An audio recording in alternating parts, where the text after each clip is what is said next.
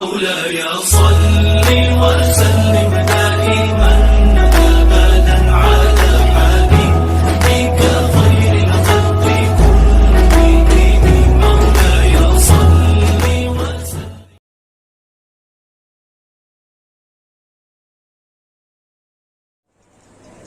میں انتہائی ادب کے ساتھ حضرت مولانا مفتی اعظم صاحب شاعری سے التماس کروں گا کہ وہ مائک پر تشریف لائے اور اپنی فکر انگیز خطابت سے ہمیں اور سامعین کو محظوظ فرمائیں.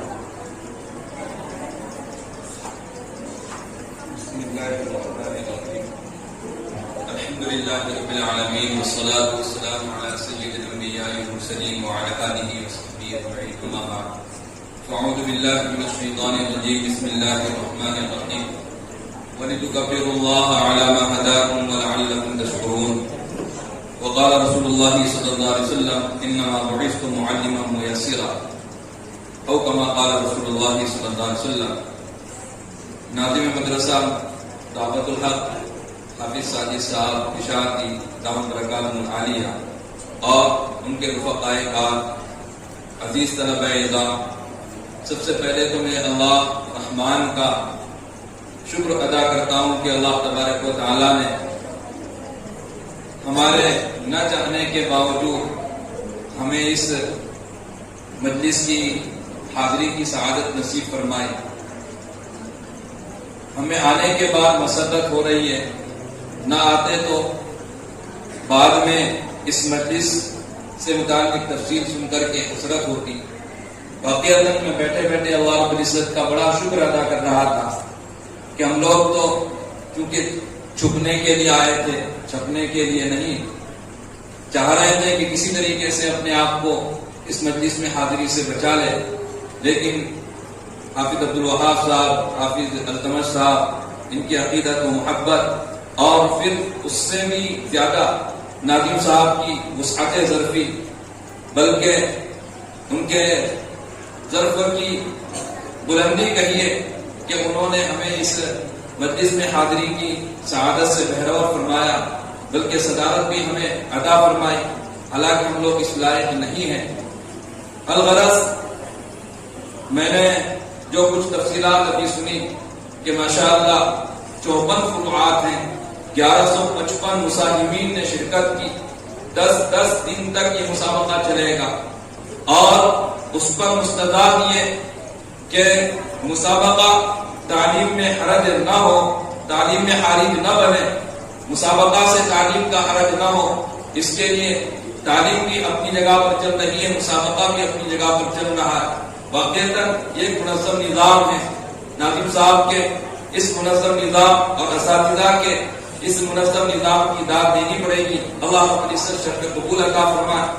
جو طلباء کرام قرآن مجید پڑھ رہے تھے، حالانکہ دنیا اول کے طلباء ہیں، ماشاءاللہ میں سچے دل سے کہہ رہا ہوں، صرف خوش کرنے کے لیے نہیں، کہ تجوید کے ساتھ، جودت کے ساتھ، قوالی کے ساتھ آپ قرآن مجید پڑھ رہے تھے.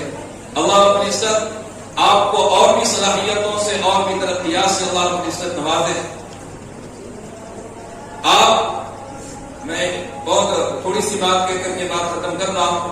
آپ یعنی ناظم صاحب بھی اور ناظم صاحب کا یہ پورا عملہ بھی اور یہ تمام کے تمام طلبہ اس فکر شیخ الہند رحمت اللہ تعالی علیہ کے اوپر قائم ہے کہ جو کہ حضرت شیخ الہند رحمت اللہ تعالی علیہ کی فکر تھی اس وقت جب کہ آپ نے تقریباً 4 برس انگریز کی قید میں آپ نے صعوبتوں کی زندگی گزاری اور دشمنان اسلام کی سازشوں کو بہت قریب سے دیکھا اور بھاپا پرکھا، اور اس کے بعد جو نتیجہ حاصل کیا وہ نتیجہ حاصل یہ کیا کہ مسلمانوں کو 2 چیزوں کے اوپر محنت کرنے کی اشد ضرورت ہے. ایک تو یہ کہ وہ قرآن مجید کو مضبوطی سے تھام لے، اعتصام بحبل اللہ، تمسک بالقرآن سے وہ کام لے، اور دوسرے مسلمان آپس میں اتحاد و اتفاق کو اختیار کریں، انتشار سے اور تشدد سے بچ جائے. اتفاق سے قرآن نے اس کو دونوں کو ایک آیت میں جمع کیا، وَاعْتَصِمُوا بِحَبْلِ اللَّهِ جَمِيعًا وَلَا تَفَرَّقُوا، وَاعْتَصِمُوا بِحَبْلِ اللَّهِ جَمِيعًا وَلَا تَفَرَّقُوا. کہ مسلمانوں تم تمام کے تمام اکٹھے ہو کر کے اللہ کی رسی کو قرآن مراد ہے، اللہ کی رسی کو मजबूती से थाम लो, इंतशार का शिकार न बनो।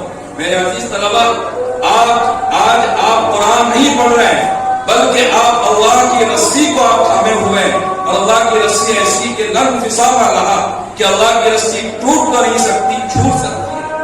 अगर कोई नऊजुबिल्लाह अपनी बदबख्ती से उसे छोड़े, वो छूट तो सकती है लेकिन टूट नहीं सकती।